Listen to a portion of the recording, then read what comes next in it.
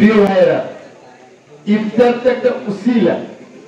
আসলে আমরা একত্রিত হচ্ছি, আমরা হকের কথা বলবো, আমরা বাতিলের বিরুদ্ধে কথা বলবো, আমরা আত্মশুদ্ধি কতটুকু করতে পারলাম প্রতিদিন একত্রিত হয়ে ওটা একটা মোকাবিলা করবো, আসলে কতটুকু আমরা হকে আসতে পেরেছি।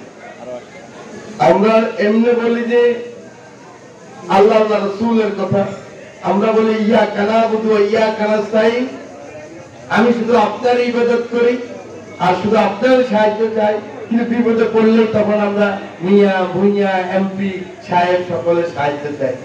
এত এত মিথ্যাচার আল্লাহ পাক পছন্দ করেন না। সেটা আলেমে বলুক, সেটা মুয়াজ্জিনে বলুক, সেটা রাজনীতিবিদ বলুক, মেম্বার চেয়ারম্যান বলুক, জনপ্রতিনিধি বলুক, আল্লাহ সহ্য করতে পারেন না। এই জন্য আল্লাহর জমিনে, এই বাংলার জমিনে বারবার কিন্তু ফ্যাসিস্ট জন্মগ্রহণ করে। বারবার এই জমিনে যেখানে শাহজালাল এসছেন, শাহপারান এসছেন, যেখানে আমাদের মক্কা মদিনা থেকে এখানে এসে ইসলাম প্রচার করছেন, ইরাক থেকে সিরিয়া থেকে এসেছেন, ব্যাবিলনীয় সভ্যতার পরেই বাংলাদেশে এই কুমারদের সভ্যতা শুরু হয়েছে মুসলমানদের ঐতিহ্য নিয়ে। সে মুসলমান বারবার পরাজিত হয়, মুখে একটা অন্তরে একটা।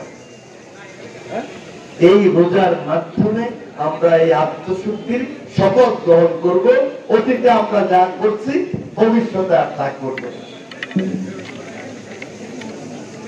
প্রিয় ভাইয়েরা, জীবন এত সংকীর্ণ, এত সংক্ষিপ্ত, এটা 1 মিনিটের চেয়ে কম।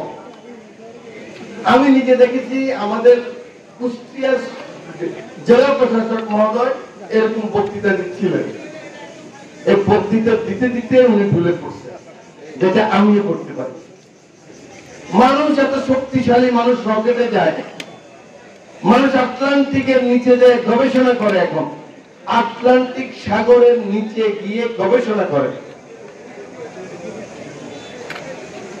সেই মানুষ এত অসহায়, 1 সেকেন্ড পরের খবর জানা।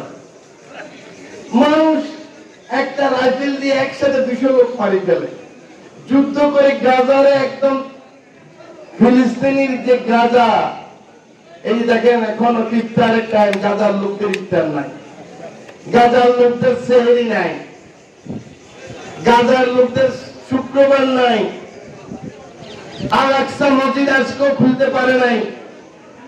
কি মুসলমান আমরা! প্রত্যেক মোড়ে মোড়ে ওয়াজ হচ্ছে, প্রত্যেক মোড়ে মোড়ে এয়ার কন্ডিশন মসজিদ হচ্ছে। কি ইমানদার আমরা!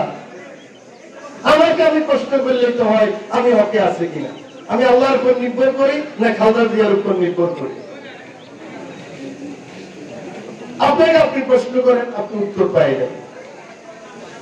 নির্ভর করতে হবে মহান রব্বুল আলামিনের, আমার রবের নিকট।